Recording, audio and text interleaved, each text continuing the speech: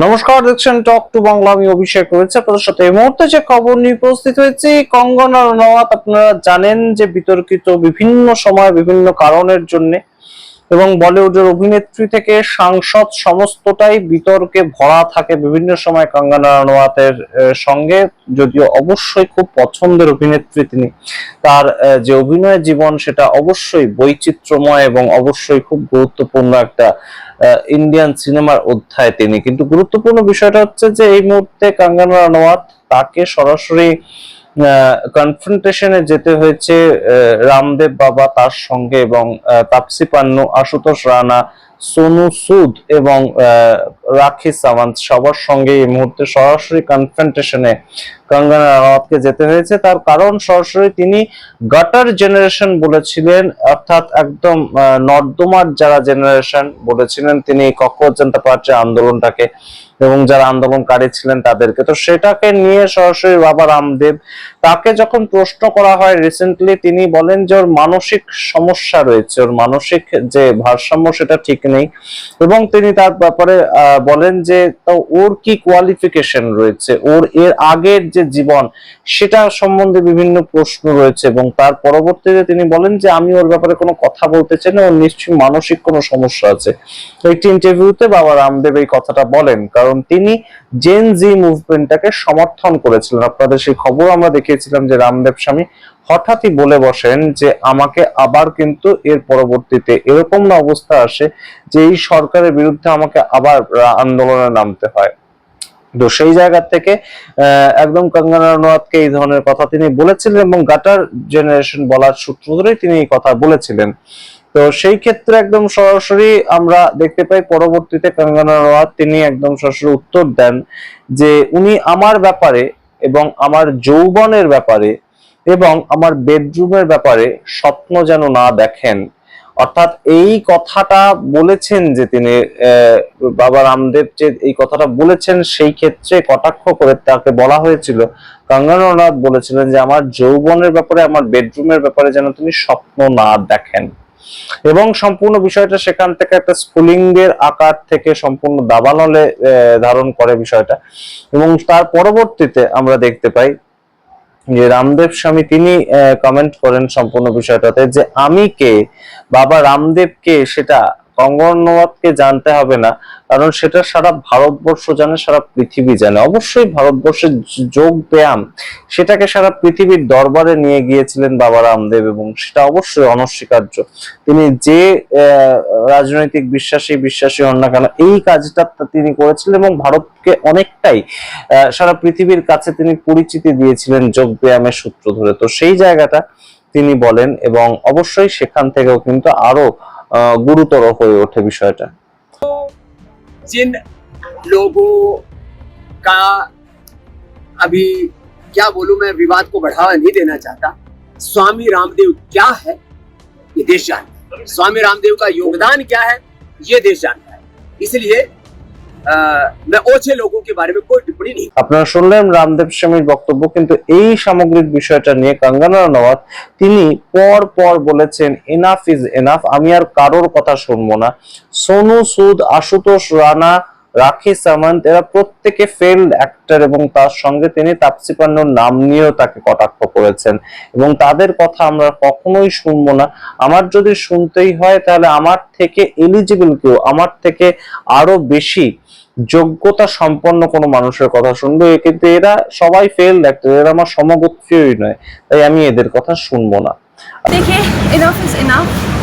मैं देखती हूँ हर एक आए दिन ये इस तरह के लोग, चाहे वो आशुतोष राणा हो जो कहते हैं कि कुत्ते की तरह भौंकते हैं, चाहे सोनू सूद टाइप लोग हैं जो कहते हैं कि मुझे तरीका सीखना चाहिए, राखी सावंत टाइप लोग हैं जो मेरे चरित्र पर जो है हर तरीके की भद्दी टिप्पणी करते हैं, तापसी पन्नू टाइप लोग हैं जो मेरे माता पिता को, मेरी परवरिश को, मेरे बैकग्राउंड को अपमानित करते हैं। ये लोगों के लिए मेरा सिर्फ एक मैसेज है कि अगर आप लोग मेरे समान 1% भी लाइफ में सक्सेस नहीं कमा पाए हो तो मैं आपका कोई भी ज्ञान नहीं सुनूंगी। सब फेल और बिल्कुल अनवांटेड लोग जो हैं, मुझे जब देखो 4 गालियां देते रहते हैं मीडिया में आने के लिए, पहले आप कंगना रनावत बनो तो सही। आप बन के दिखाओ ना। लेकिन आप लोगों की मैं बिल्कुल कोई भी सलाह मशवरा नहीं सुनूंगी। कोई कुत्ता कह रहा है, कोई माता पिता को गाली दे रहा है, कोई कहता है टांग उठाती है, मैं ये भद्दी टिप्पणियाँ नहीं सुनूंगी। ये भूखे नंगे लोग मुझ पे लैच ऑन नहीं हो सकते हैं। Enough is enough. पेरेंट्स को नहीं छोड़ रहे हैं। कोई आशुतोष राणा जैसे कह रहे हैं कि कुत्ते की तरह भौंकती है। आप पहले कंगना रनौत बन के दिखाइए। अगर जो पर्सन मुझसे ज़्यादा सक्सेसफुल है, मुझसे ज़्यादा माननीय है, सम्मानीय है, उनकी मैं सलाह लूँगी। बाकी फेल्ड, स्टूपिड, डिस्गस्टिंग, भूखे नंगे लोगों की मैं कोई सलाह नहीं लूँगी। डिस्गस्टिंग, भूखे नंगे लोग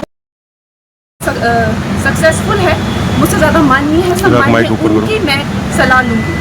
बाकी फेल्ड, स्टूपिड, डिस्गस्टिंग, भूखे नंगे लोगों की मैं कोई सलाह नहीं लूँगी। আপনারা শুনলেন কাঙ্গনা রানাওয়াতের কথা এবং সম্পূর্ণ বিষয়টা কিন্তু এই মুহূর্তে আরো গুরুত্বপূর্ণ হয়েছে। তার কারণ তাপসী পান্নুর নাম নিয়ে তিনি বক্তব্য রেখেছেন এবং আপনারা জানেন বলিউডের এই মুহূর্তে অন্যতম একজন গুরুত্বপূর্ণ নাম তাপসী পান্নু।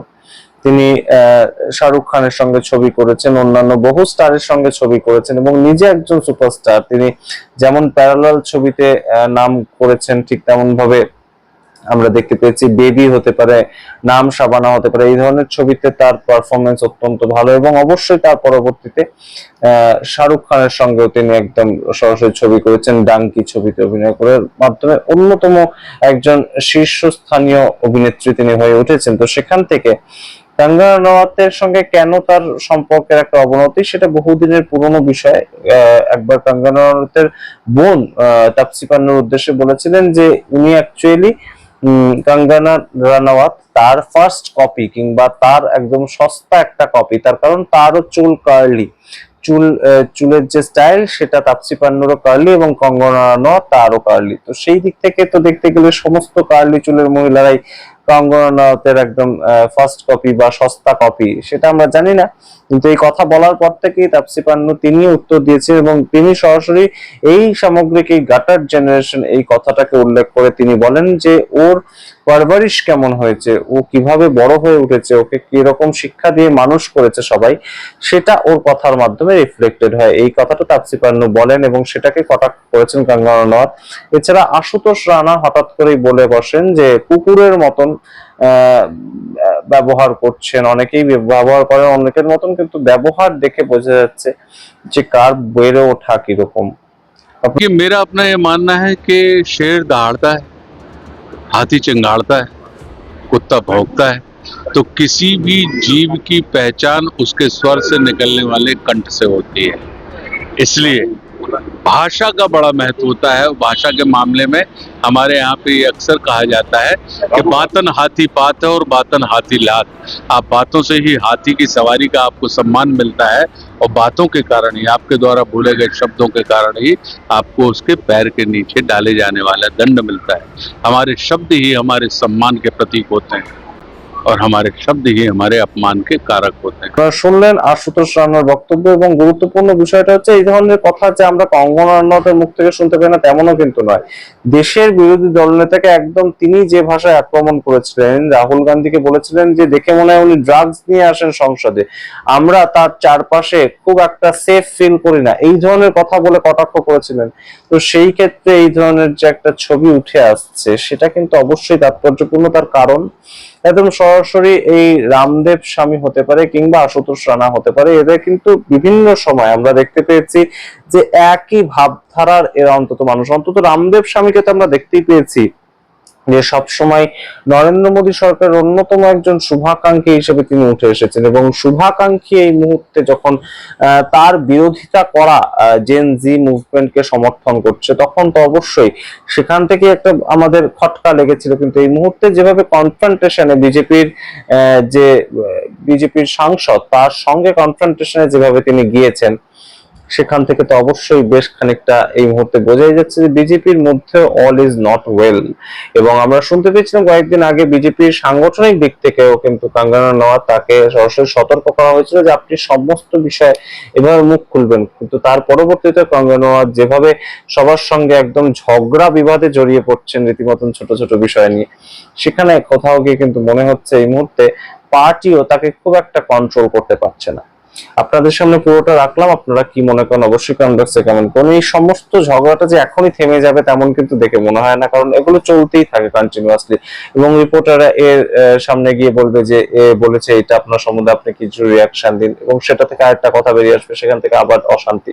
তো এগুলো চলতেই থাকবে, আপনাদের সামনে রাখলাম পুরোটা। এবং কঙ্গনা রানাউত যে কথাটা বলেছেন যে আমাকে কটাক্ষ করতে গেলে আমার সমগোত্রীয় হতে হবে, সেইভাবে কি সম্পূর্ণ বিষয়টা সবসময় হয়? আপনি আমি যে কটাক্ষ করি বা সমালোচনা করি বিভিন্ন মানুষকে, তাদের সমতুল্য হতে হয় কি তার জন্য, নাকি আমাদের যেটা এক্সপ্রেশন সেটা আমরা তুলে ধরি, আমাদের যেটা মনে হচ্ছে সেটা আমরা তুলে ধরি? রাজনেতাদের ক্ষেত্রেই আমরা তো সেই ধরনের একটা বিভিন্ন ধরনের অ্যানালিসিস করি, বা আপনারাও নিশ্চয়ই আলাপ আলোচনা করেন। তো সেরকম কথাগুলো কি একদম সরাসরি এই মুহূর্তে কঙ্গনা রানাউতের কথাটাকে আপনারা সমর্থন করছেন? আপনারা অবশ্যই কমেন্ট বক্সে কমেন্ট করে জানান আপনাদের মতামত। দেখতে থাকুন টক টু বাংলা, অবশ্যই টক টু বাংলা ইউটিউব চ্যানেলকে সাবস্ক্রাইব করুন, জয়েন বাটন ক্লিক করে।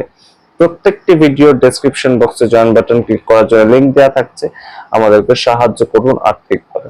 ধন্যবাদ।